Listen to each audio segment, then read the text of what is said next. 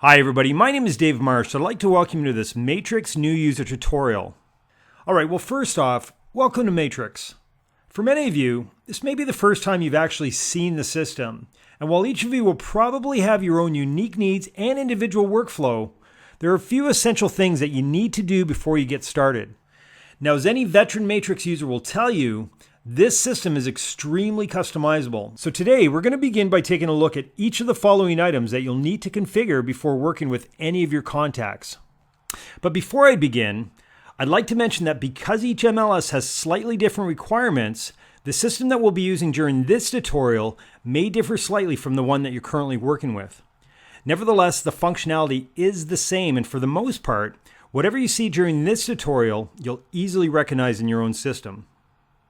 Now I'm going to take for granted that everyone knows how to log into the system, so we'll start by inserting our user ID and our password, then click Login to begin. Alright, so the first thing that every new Matrix user will need to do is set their contact information. Now this is the information that will be publicly displayed to all of your current clients and new prospects, so it's very important that whatever you add here is accurate. So to do this, we're going to select the Settings option located under the My Matrix tab. Now the My Matrix section is your area in Matrix. Think of it as a repository for not only the things that you've created for yourself, but also a collection of whatever you've created for your contacts. Next, we're going to click on the My Information link. Now typically, whatever information that's currently there has already been pulled from the MLS roster. So if the field's editable, then you just want to ensure that the default information is correct, as well as update any additional field that may be empty. Alright, beside the Information tab is the Header and Footer Banner collection. And here's where you can choose how you would like to brand any publicly viewed items such as printed reports and displays, your client's desktop portal, and if you have one, your desktop Matrix webpage. Now by default, if you choose not to select a banner, Matrix will automatically just include your name in the item's heading. If, however, you'd like to add some personal branding, Matrix gives you the option of either uploading a custom header and footer of your own, or of selecting from one of the available default packages. And from here, you'll notice that Matrix automatically includes whatever contact information is currently saved in the My Information section. But if you'd like to add a photo, you'll need to upload that from this page as well. Alright, so I mentioned earlier that one of the places that your branding appears is in the client's desktop portal.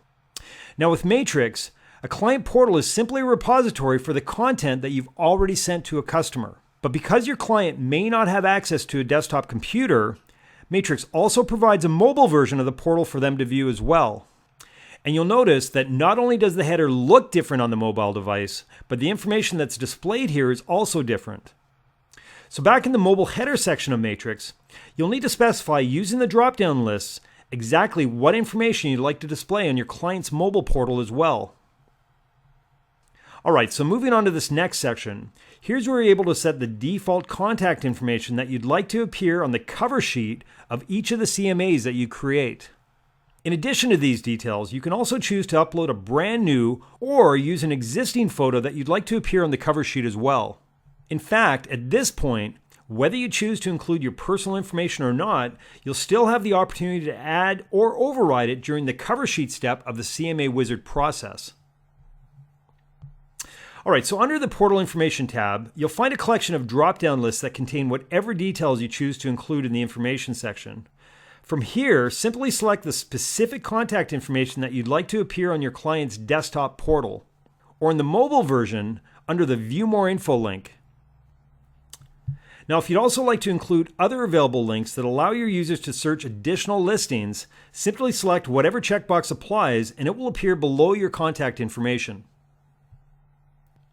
Alright, so whenever you choose to send any content to a client, you'll also have the option of including a default email signature along with your message. Now this is an HTML-based signature, which essentially means that you can add HTML elements such as links, images, tables, and formatted text. For this example, I'm going to recreate my current signature just to show you how easy it is to add one of your own. To begin, I'm first going to click the Image button, and then select from one of my existing photos that I've already added elsewhere in the system. In addition to this, you can also add a URL that points directly to the actual image stored elsewhere on the web. Next, I'm simply going to add whatever text that I'd like to include in my signature.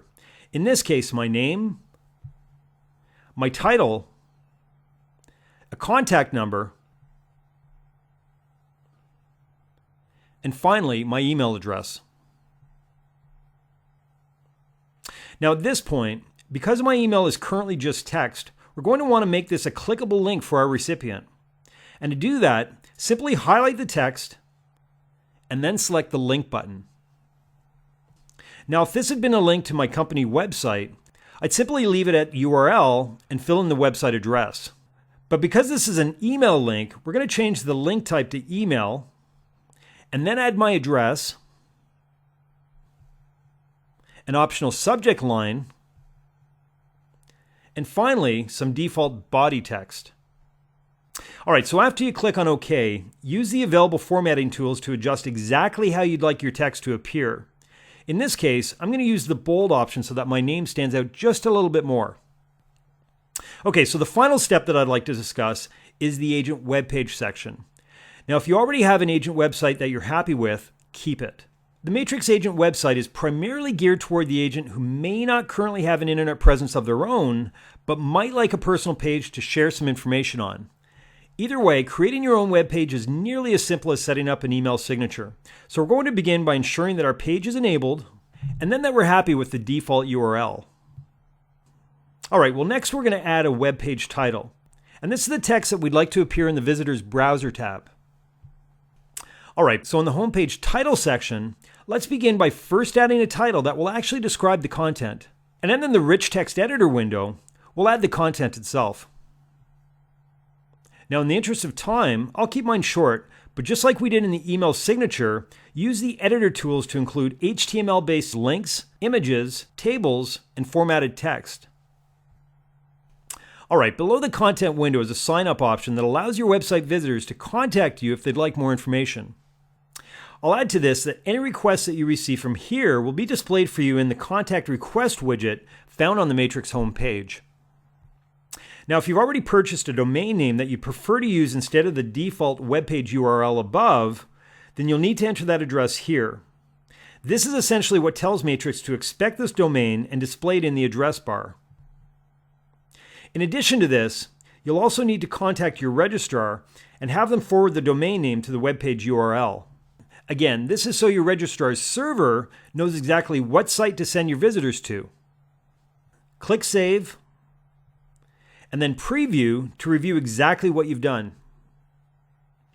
All right, so before moving on, there's one more feature that technically should also be mentioned as part of settings, and that's adding a portal greeting, which is essentially a welcome message to each of your contacts in their portal. Now keep in mind that this is a global message to all of your contacts, and it can be used to share information such as professional details, recent news alerts, out of the office contact information, or maybe just a welcome message and a friendly hello. All right, so speaking of contacts, let's take a look in this next section how simple it is to create then edit a contact in Matrix. Now to do this, we're first going to select contacts from the My Matrix tab. Then, from the Contacts Management page, click Add on the button bar. Now there are only 3 pieces of required information you need to add a brand new contact to the system. Their first name, last name, and finally their email address. And if you'd like, you can add up to an additional 4 emails simply by separating each of the addresses with a comma. You can also add any of the following optional information by clicking the Show All Fields button. Then once you've finished entering the details, click Save. Now if you have several contacts that you'd like to add as a group, rather than one by one, then you'll need to import them as a CSV file. To do this, simply click Import on the button bar, select the CSV file from your computer, then click Import. Now the CSV file that you import needs to use identical fields to the ones that are used in Matrix, so it's very important that your names match up exactly. For example, here's the CSV file that I just used to import my 4 contacts. Notice that the field names at the top are exactly what the Matrix database expects. To download your own copy of these fields, you'll need to select one of your existing contacts, click on the Export Selected button, and then save the file to your computer. And when you open it, you'll notice that the field names are included in the heading. From here, simply remove the exported contacts information from the file, and then fill in the fields for the group of contacts that you'd like to import. Now, all of that being said, if you're an agent that is brand new to Matrix and are coming over from another system, then your contacts will generally be transferred automatically as well. So at this point, you really just want to verify that the information was brought over correctly. And if you do need to edit a contact, simply expand the Contacts Management section, then click Edit Contact on the button bar. Alright, so this next section is mainly geared toward those same brand new agents coming over from another system. Now typically, along with your contacts, the criteria used to automatically send new or updated listings to your customers will be brought over from your previous system as well. However, by default, this criteria will only be imported into Matrix as a saved search that needs to be run manually. So if you'd like Matrix to continue to automatically email your customers with new or updated listings that match their criteria, then you'll need to convert the imported saved search into an auto email. Now, there are a couple of different ways to access your imported searches in Matrix. The first way would be to navigate to the Save Searches page under the My Matrix tab. And from here, simply click on whatever saved search you'd like to modify. The second method of converting a saved search into an auto email is by accessing the specific contacts saved searches in the Contact section of My Matrix. But regardless of which approach you use, the first thing you'll need to do is select the Settings button, and from here, simply click the Turn this saved search into an auto email link. And once your mandatory and optional settings are complete, click on Save to create your new auto email. On a final note, to avoid your customer automatically receiving these listings twice, you'll also need to ensure that you've disabled them from being sent in your previous system as well. Alright, so the final feature that I'd like to discuss, I've actually left until the end since it really only applies to new users who are interested in setting up or being a part of a team. So to access the team functionality in Matrix, under the My Matrix tab, click on Settings and then Team Settings. Now in Matrix, agents have the option of either being a team leader or a team member. As a team leader, an agent can invite other agents to join their team by first entering the team member's ID, and then by choosing the credentials they'd like to give them. Now, by selecting the Impersonate option, any action taken by this team member in my system will appear as if it was actually taken by me, their team leader. For example, any reports and emails that they send to my contacts will display my name, my email address, my header and footer, and my email signature. On the other hand, when selecting on behalf of me, then it will be very clear to the recipient that the action that they took was taken by them on behalf of me. But regardless of which option you choose, when a team member switches to work under your system, they will have access to everything. That means any data that's accessible to you, the team leader, will also be accessible to that team member.